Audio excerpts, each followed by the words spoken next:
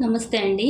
ఈరోజు ఎంతో టేస్టీ అయిన కందిపప్పు, దోసకాయ, మామిడికాయ, పచ్చి మామిడికాయ అండి, టమాటాతో పప్పు చేస్తున్నాను. ఏమి లేనప్పుడు ఇలా చేసుకుంటే చాలా టేస్టీగా ఉంటుంది. ముందైతే నేను 1/2 కేజీ కందిపప్పు అండి నానబెట్టుకున్నాను. కుక్కర్లో వేసుకుంటున్నాను. ఇవి చాలా టేస్టీగా ఉంటుందండి.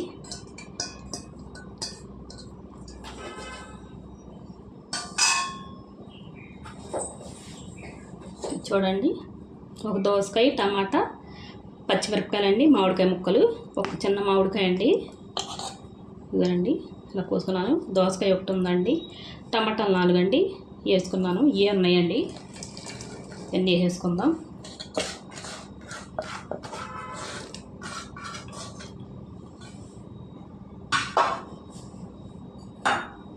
గ్లాస్ పప్పు కదండి, 2 గ్లాసులు నీళ్ళు వేసుకుందాం.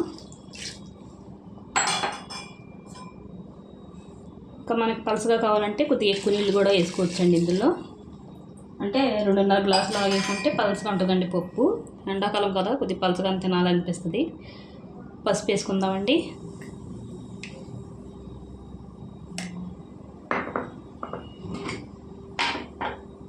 కారం వేసుకుందామండి తగినంత. మనం పచ్చిమిరపకాయలు వేసుకున్నాం, 5 వేసుకున్నానండి నేను పచ్చిమిరపకాయలు. కారం అయితే 4 స్పూన్లు వేసుకుంటాను.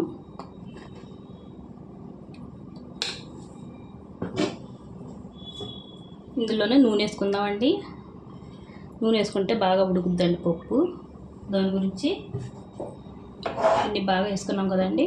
ఇప్పుడు మూత పెట్టుకొని 4 విజిల్స్ వేయించుకుందాం.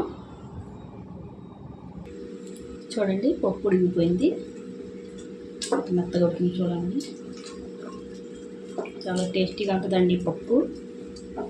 ఇందులో మనం ఇప్పుడు రుచికి తగినంత ఉప్పు వేసుకుందామండి. చూసుకొని వేసుకుందామండి. మధ్యని ఎనుపుకొని చూడండి వేసుకున్నాము ఉప్పు. ఇప్పుడు ఈ మెత్తగా పప్పు ఉత్తితోటి మెత్తగా ఎనిపేసుకుందామండి. ఎనుపుకున్న తర్వాత చూద్దాం. చూడండి, మెత్తగా ఎనిపేసుకున్నానండి పప్పు. నేను ఇలా ఎనిపేసుకోవాలండి. ఇప్పుడు ఇది తాలింపు పెట్టుకుందాం మనం పప్పు. చూడండి, తాలింపుకి దాకా పెట్టుకున్నాను. ఇందులో నూనె వేసుకుందాం. మీ దగ్గర నెయ్యి ఉంటే నెయ్యి కూడా వేసుకోండి. నూనె కొద్దిగా ఎక్కువ వేసుకుంటేనే టేస్ట్ బాగుంటుందండి.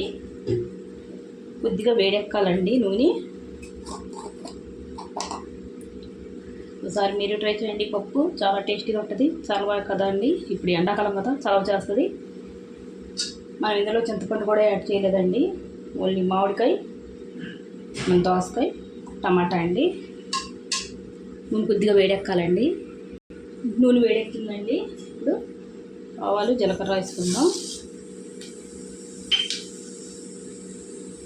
కొద్దిగా వేగిన తర్వాత ఎండుమిరపకాయలు 4 అండి ఉంచుకొని వేసుకోవాలి.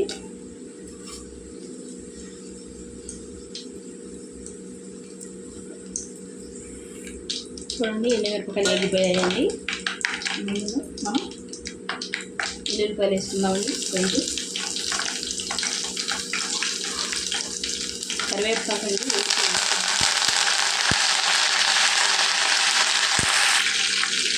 చూడండి, కరివేపాకు వేసుకున్నాను.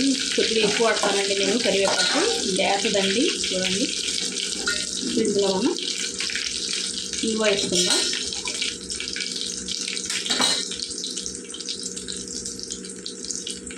స్పూన్ అండి, ఇంగువ ఇస్తాడు కదండి, స్పూన్ చిన్నది అదండి.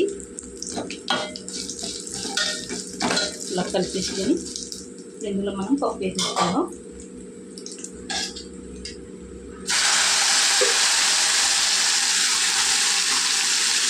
చేసుకున్నామండి. ఇప్పుడు